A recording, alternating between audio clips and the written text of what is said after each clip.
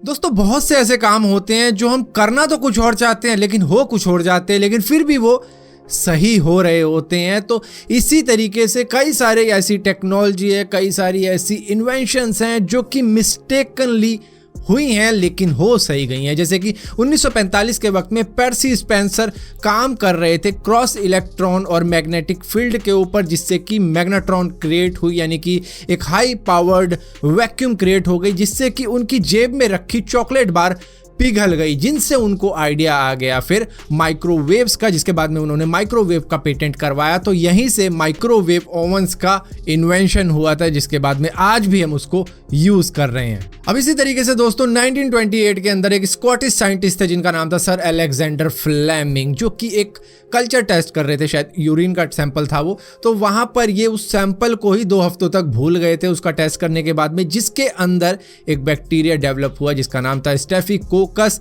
Aureus. तो ये जो बैक्टीरिया था ये अपने आप ही ग्रो हो गया था 2 हफ्ते तक। हालांकि 2-3 दिन में ही बैक्टीरिया ग्रो होना शुरू हो जाता है, उसकी ग्रोथ दिख जाती है। अब ये 2 हफ्तों से अपनी लैब के अंदर नहीं थे, जिसकी वजह से वो बैक्टीरिया ग्रो होता चला गया, लेकिन उसकी ग्रोथ को रोका एक फंगस ने, जो कि इस 2 हफ्तों के अंदर डेवलप हो गया था, जिसका नाम था पेनिसिलिनम नोटेटम। तो उसके बाद में ये दवाई बनी थी जो कि एंटीबैक्टीरियल दवा है पेनिसिलिन, जो कि जब भी किसी को इन्फेक्शन हो जाता है इसी टाइप के बैक्टीरिया का, तो उसको दी जाती है ताकि उसके बैक्टीरिया की ग्रोथ रोकी जाए और वहीं पर खत्म कर दिया जाए उस बैक्टीरिया को बॉडी में से। अब इसी के साथ साथ 1943 के वक्त में डॉक्टर एल्बर्ट हॉफमैन, जो कि रिसर्चर थे सैंडोज कंपनी के लिए, जो कि एक दवाई बनाने वाली कंपनी थी, तो यहाँ पर ये एक फंगस के साथ में एक्सपेरिमेंट कर रहे थे जिसका नाम था एर्गोट, और इसी के साथ साथ एक प्लांट था जिसका नाम था डिरीमिया मर्टिशिमा। तो इस तरीके का नाम था, और उसके बाद में इन दोनों के साथ में इन्होंने कुछ ऐसा केमिकल लोचा किया कि तैयार हो गई दुनिया की सबसे नशीली चीज़ों में से एक LSD।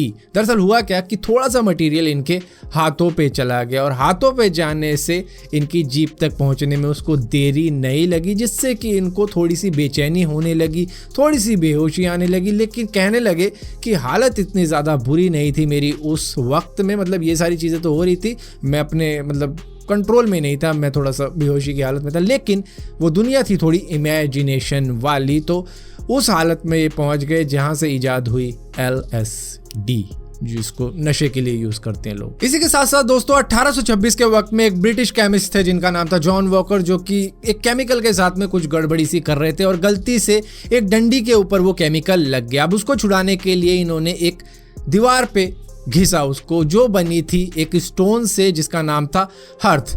अब उसके साथ में वो उस स्टिक को घिसने लगे, जो कि वो बस केमिकल छुड़ा रहे थे, लेकिन केमिकल तो नहीं छूटा, लेकिन उसमें लग गई आग, जिससे इनको आइडिया आया मैच स्टिक बनाने का, जिसको हम माचिस भी कहा करते हैं। तो वहीं से माचिस का इजाद हुआ था 1826 के वक्त में। दोस्तों कांच इतना ज़्यादा मजबूत होता नहीं है जिसके ऊपर अगर पत्थर भी मारे तो वो टूट जाता है, लेकिन एक ग्लास होता है जिसको सेफ्टी ग्लास कहा जाता है, जो कि मजबूत होता है, यहाँ तक कि बुलेट प्रूफ ग्लास तक होते हैं। दरअसल 1903 के वक्त में एक केमिस्ट एडवर्ड बेनेडिक्टस एक केमिकल के साथ में कुछ कर रहे थे, जो कि उन्होंने एक फ्लास्क के अंदर भरा था। वो केमिकल का नाम था सेल्यूलोस नाइट्रेट। अब वो फ्लास्क इनके हाथ से गलती से गिर गया। अब गिरने के बाद में इन्होंने क्या देखा, वो फ्लास्क टूटा नहीं जो कि कांच का था, बल्कि उसमें एक हल्का सा क्रैक आया था और जो केमिकल था वो गिर गया था। दरअसल यहाँ पर हुआ ये कि उस केमिकल की एक लेयर बन गई थी उस ग्लास के ऊपर, उस पर डालने के बाद में, जिसकी वजह से वो उस जगह से टूटा ही नहीं जहाँ से उसकी कोटिंग थी। तो वहीं से इनको आइडिया आया सेफ्टी ग्लास का, जिसके ऊपर आज भी सेल्यूलोस नाइट्रेट लगाया जाता है उसको बनाने से पहले सेफ्टी ग्लास के तौर पे। अब इसी तरीके से 1853 के वक्त में न्यूयॉर्क के एक रेस्टोरेंट के अंदर एक बंदा आया जिसने ऑर्डर किया पोटैटो चिप्स का। अब पोटैटो चिप्स उस वक्त में काफी ज्यादा मोटे हुआ करते थे, थिक हुआ करते थे, तो उस कस्टमर को भी उन्होंने वैसे ही बना के दिए। उसने कहा कि नहीं यार, ये तो कुछ ज्यादा ही मतलब मोटे हैं और इसी के साथ साथ स्पंजी टाइप के हैं, तो ये मुझे नहीं चाहिए, मुझे चाहिए थोड़े से पतले, और पतला करो इनको। इसके बाद में उसके लिए और पतले बनाए गए। उसने कहा भाई ये भी ठीक नहीं है। तो वो जो शेफ था वो इतना ज़्यादा फेडअप हो गया कि उसने कहा अब इसको अच्छी तरीके से ही बना के देता हूँ। उसने बहुत पतले स्लाइसिस काटे पोटैटो के और उसके बाद में उनको फ्राई करके नमक लगा के दे दिया। तो बस यहीं से बॉर्न हुए थे दुनिया के सबसे फेवरेट स्नैक, जिसको हम पोटैटो चिप्स कहते हैं, अंकल चिप्स भी कहते हैं, और मतलब काफ़ी ज़्यादा पतले बनाए जाते हैं और तब से लेकर अब तक ये सारी दुनिया में खाए जाते हैं। अब यहाँ पर कई सारी मूवीज़ के अंदर और कई सारे ऑफिस के अंदर आपने देखा होगा छोटी छोटी चीटें दीवार पर या फिर किसी चीज़ पर चिपका दी जाती है कि भैया आज मुझे ये काम करना है, कल मुझे वो करना है। तो इस तरीके से बना दिया जाता है अपना शेड्यूल, जिसको पोस्ट इट नोट भी कहा जाता है। दरअसल स्पेंसर सिल्वर जो कि 3M लेबोरेटरी के अंदर काम करते थे, उन्होंने एक ग्लू तैयार किया था जो कि इतना ज़्यादा स्ट्रॉन्ग नहीं था लेकिन था काम चलाऊ था। जिसके बाद में वहीं पर एक और रिसर्चर थे जिसका नाम था आर्ट फ्राई।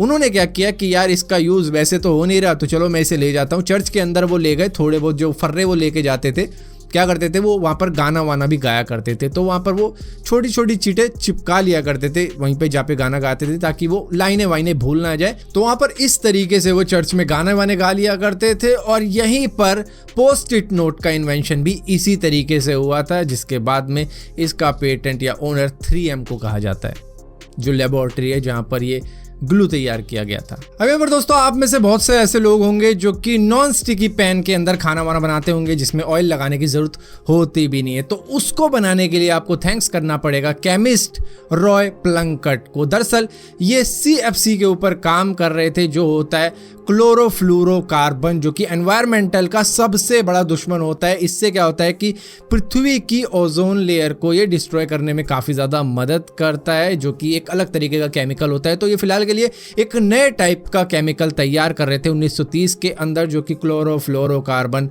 से थोड़ा अलग ही रहता। तो ये यहाँ पर अपने एक्सपेरिमेंट के अंदर एक हाई मेल्टिंग पॉइंट पर चले गए थे, जिसका इनको अंदाज़ा भी नहीं था कि इतना हाई पे चले जाएंगे। ये कहीं इधर उधर हो गए थे, जिसके बाद में वो एक्सपेरिमेंट से इनको मिला एक नया लुब्रिकेंट जो कि बना टेफ्लॉन, जो कि आज हर नॉन स्टिकी पैन के ऊपर लगाया जाता है, जिससे आप बिना ऑयल के खाना बना सकते हो। पहले ये मिलिट्री यूज में हुआ करता था जब ये बना लिया गया था, लेकिन बाद में ये किचन के यूज में आ गया, जो कि अब हर घर के अंदर होता ही है। दोस्तों आप इधर उधर प्रिंट करवाने के लिए जाते ही होंगे अपनी डॉक्यूमेंट वगैरह, और आपके घर में भी मे बी कोई प्रिंटर होगा, लेकिन इंक जेट प्रिंटर की अगर बात की जाए, ये भी एक्सीडेंटली ही तैयार किया गया था। दरअसल कैनन इंजीनियर जो था वो अपने मेटेलिक पेन को कहीं भूल गया, जिसके ऊपर हीट लग रही थी, जिसकी वजह से गर्म होने की वजह से उसमें से इंक लीक होनी शुरू हो गई थी उसके पेन के पॉइंट से। तो वहीं से उसको आइडिया आया एक ऐसा प्रिंटर तैयार करने का जो कि आज इंक जेट प्रिंटर कहलाता है, जो कि हीट से काम करता है। 1895 के अंदर एक फिजिक्स प्रोफेसर हुआ करते थे जिनका नाम था विलियम कॉनरेड